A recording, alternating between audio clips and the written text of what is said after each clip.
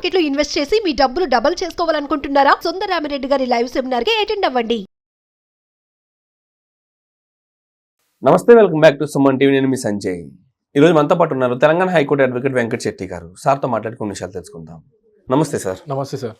Sir, honey trap గురించి మనం ఎన్నో వీడియోస్ చేసుకున్నాం, కానీ హనీ ట్రాప్ తరహాలోనే ఇంకా ఏదో కొత్త తరహా స్కామ్స్ వచ్చాయని చెప్పేసి మీరు చెప్పడం వల్ల ఈ వీడియో స్టార్ట్ చేసాం మనం.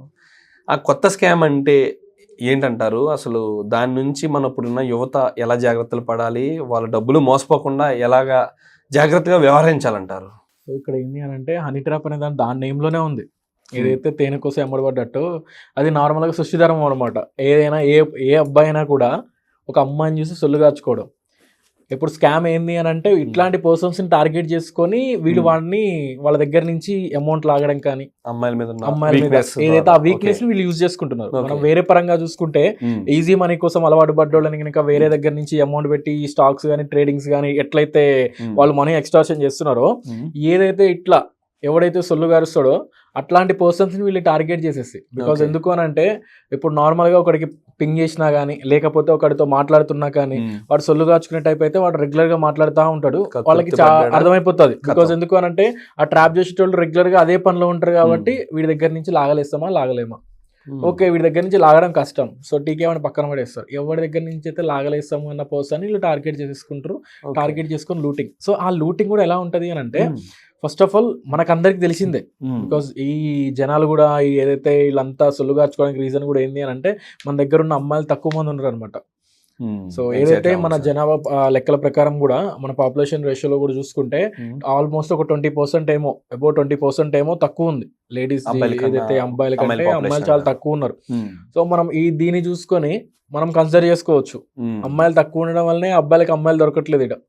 సో చాలా మంది ఇప్పుడు ఏదైతే మనకి బయట జరుగుతున్న అఘోరి వర్షిని ఇష్యూ చూసుకున్నా కూడా అరే చాలా మంది సింగిల్ అంతా ఫీల్ అయిపోతున్నారు అనమాట. అరే నీ అమ్మ ఇట్లాంటి వాళ్ళకి పడిపోతుందా, ఇది అట్లా సిచ్యువేషన్ అయిపోతుంది. అంటే అఘోరికి కూడా పెళ్లి అయిపోతుంది అని అంటే ఇక నార్మల్ వాడు ఏమనుకుంటాడు అని అంటే చీ నీ అమ్మ నా బతుకనుకుంటాడు. సో ఇట్లనే ఎవడో ఒకడు మెసేజ్ చేస్తారు, అరే అమ్మాయి మెసేజ్ చేసింది అనుకుంటాడు, సొల్లు కాచుకుంటూ ఒక మెసేజ్ అనేది పింగ్ చేస్తారు, రిప్లై ఇస్తారు. అది ఈవెన్ వాట్సాపే కానివ్వండి, టెలిగ్రామే కానివ్వండి, ఇన్స్టాగ్రామే కానివ్వండి, పర్సనల్ మెసేజే కానివ్వండి. నాకు తెలిసి అయితే 99% టెలిగ్రామ్ లోనే ఇట్లాంటి ఫ్రాడింగ్స్ అనేది కానీ ఏదైనా ఫ్రాడింగ్ అనేది మాక్సిమం టెలిగ్రామ్ లోనే అయిపోతుంది. బికాస్ వాట్సాప్ లో కొంత గొప్ప కష్టం. బికాస్ ఎందుకంటే నెంబర్ అనేది రివీల్ అయిపోతుంది. సో ఆ వీడి కనుక కాల్ చేసి మాట్లాడదామన్నా కూడా ఆ నెంబర్ అని ఉంటుంది కాబట్టి నువ్వు కాల్ లిఫ్ట్ చేయి అని చెప్పి పదే వీడియో కాల్ అది ఇది అని చెప్పి ట్రై చేస్తూ ఉంటాడు. ఓకే, ఇక్కడ వీళ్ళకి ఇప్పుడు ఇన్స్టాగ్రామ్ కానీ టెలిగ్రామ్ కానీ ఫేస్బుక్ కానీ వీడికి నిజంగా అమ్మాయిలంటే వీక్నెస్ ఉందని వాళ్ళు ఎలా తెలుసుకుంటున్నారంటారు? అసలు వాడి పట్ల వాడి అకౌంట్ కి ఎందుకు మెసేజ్ చేస్తున్నారంటారు? సార్ వాళ్ళు ఒక ట్రిక్ అనేది యూజ్ చేస్తారు. బై మిస్టేక్ నీకు మెసేజ్ చేశా, మా ఫ్రెండ్ కి మెసేజ్ చేయబోయి మీకు చేసిన అంటాడు. అచ్చా అవునా అని వీడి కంటిన్యూషన్ గా నార్మల్ గా అయితే వాడు వే ఆఫ్ టాకింగ్ చూసి వీళ్ళకి అర్థమైపోతుంది. వాళ్ళకి అర్థమవుతుంది. బికాజ్ ఎందుకు అంటే వాళ్ళు డిఫరెంట్ టైప్ ఆఫ్ మెంబర్స్ చూసింటారు. ఎందుకంటే వాళ్ళ పనే ట్రాప్ చేయడం కదా. సో వాళ్ళ ట్రాపింగ్ చేస్తా ఉన్నారు కాబట్టి వాళ్ళకి వీడికి మెసేజ్ చేస్తే వీడు ఓకే వీడు సొల్లు కాచుకుంటాడు.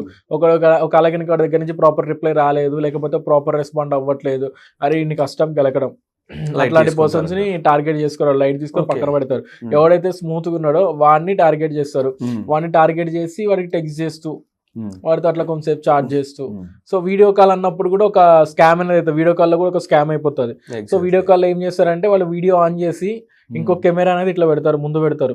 సో ఇవన్నీ నాకు ఎలా తెలుసు అంటే నా దగ్గరికి కొన్ని కేసెస్ వస్తాయి కాబట్టి సో వాళ్ళ దగ్గర నుంచి నేను చూసినాయి ఇదంతా. బికాజ్ ఇదేదో నేను ఫేస్ చేసినా అని కానీ లేకపోతే నేనేదో చేసినా అనేది కాదు. బికాజ్ ఎందుకు అని అంటే ఎవడైనా చూసినా కూడా కింద కామెంట్ లో పెడతాడు, అరే ఈయన ఫేస్ చేసిండా ఆయన చేసిండా అన్నట్లు. సో ఆ బేస్ మీద చెప్తున్నా నేను. సో నా దగ్గరికి వచ్చిన వాళ్ళని చూసి నేను చెప్తున్నా. సో ఒకళ్ళిద్దరు వచ్చారు అనమాట రీసెంట్ గా నా దగ్గరికి. సో ఏదైతే వాళ్ళు ఇట్లా వీడియో తీసినప్పుడు ఆ వీడియోని మొత్తం రికార్డ్ చేసుకుంటారు. సో వీడు బేర్ బాడీ మీద నించుంటాడు. సో వాళ్ళు ఏదో అట్లా ఆ వీడియోలో ఉన్న చూపించగానే వీడు నిజంగా అనుకుని నమ్ముతాడు. అరే ఒకసారి కాల్ మాట్లాడంగానే ఒక వాయిస్ మెసేజ్ పంపిస్తారు లేడీస్ వాయిస్ తో, అరే నిజంగా అమ్మాయి అనుకుంటారు. సో వీడికి అంతా అనగానే ఒక పింగ్ వస్తుంది తర్వాత ఒక 1 hour ఛార్జ్ చేసిన తర్వాత. ఎందుకంటే డిఫరెంట్ టైప్ ఆఫ్ ట్రాప్స్ ఉంటాయి ఇందులో. ఒక ట్రాపే చెప్తున్నా మీకు.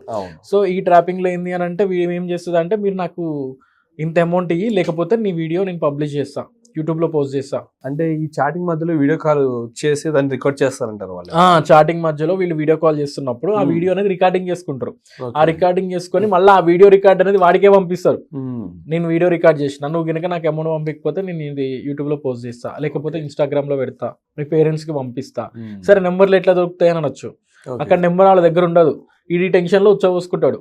సార్ నీ అమ్మ నిజంగా పంపిస్తే నా పరిస్థితి ఏమవుతుంది అని చెప్పి ఈడు భయపడతాడు.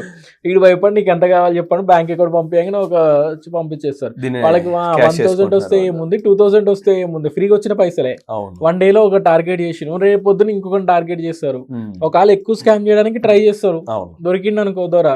సో సిచ్యువేషన్ అట్లుంటది. ఇక కొన్ని ట్రాపింగ్లు అంటారా, నార్మల్ గా మనకి బయట నుంచి అయ్యే ట్రాపింగ్లు చూసుకుంటే వాళ్ళు ఇన్స్టాగ్రామ్ లో చాటింగ్ చేయడము, తర్వాత మీట్ అవ్వడము.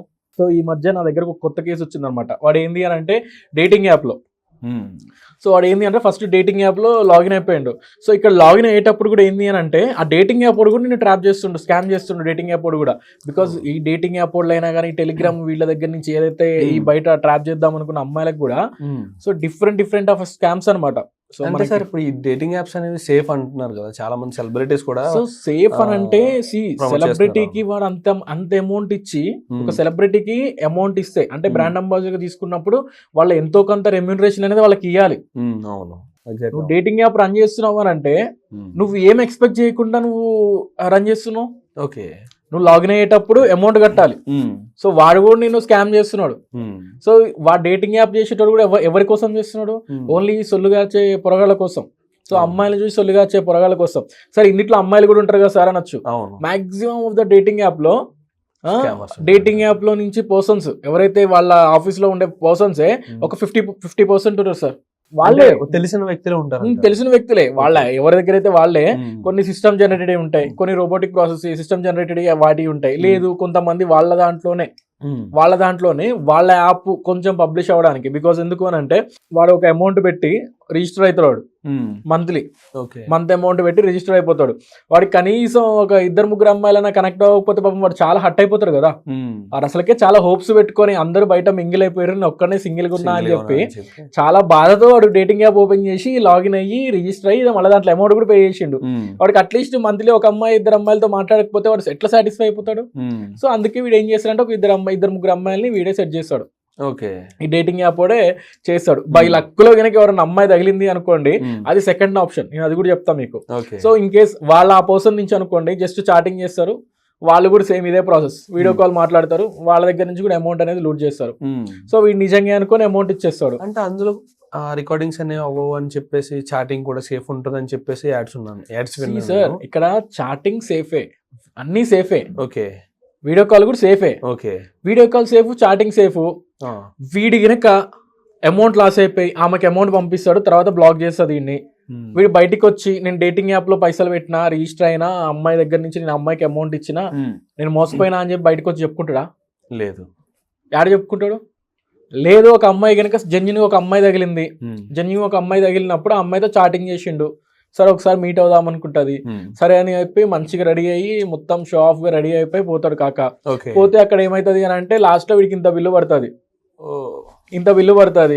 లేదు అప్పటికి కూడా సాటిస్ఫై కాలేదు ఆమె, డైరెక్ట్ కొన్ని రోజులు అనేది తిరుగుతారు, ఒక లివింగ్ టుగెదర్ ఉండడమో లేకపోతే ఫిజికల్ గా మూవ్ అవ్వడమో ఇట్లాంటి ఛాన్సెస్ అయిపోతాయి. దాని తర్వాత ఆమె గనక నువ్వు నాకు అమౌంట్ ఇవ్వకపోతే నీ మీద రేప్ కేసు పెడతా, అంటే విత్ కన్సెంట్ వితౌట్ కన్సెంట్, ఆమె ఇష్టపూరితంగా కలిసినా నీకు బొక్కే, నీకు ఆమె ఇష్టం లేకుండా కలిసినా బొక్కే. అంటే డేటింగ్ యాప్ లో ఉన్నంత వరకే సేఫ్ అంటారు. బయటికి వచ్చిందా అంతే ఇక కొలాప్స్, లైఫ్ స్పాయిల్ అయిపోతుంది. అంటే మొత్తం మీద ఇప్పుడు సింగిల్ అబ్బాయిలకే ఇలాంటి ప్రాబ్లమ్స్ అన్ని వస్తున్నాయి అంతే సార్. ఇప్పుడు పాపం వాళ్ళు ఏంటంటే చాలా రోజుల నుంచి ఉడుకుతా ఉంటారు కాబట్టి ఇట్లాంటి డేటింగ్ యాప్స్ ప్రమోట్ చేసేటప్పుడు ఇట్లాంటివి చూడంగానే అట్లా అయిపోతారు. Sure. Thank you sir, thank you very much sir, చాలా మంచి ఇన్ఫర్మేషన్ ఇచ్చారు మనకి. నమస్తే.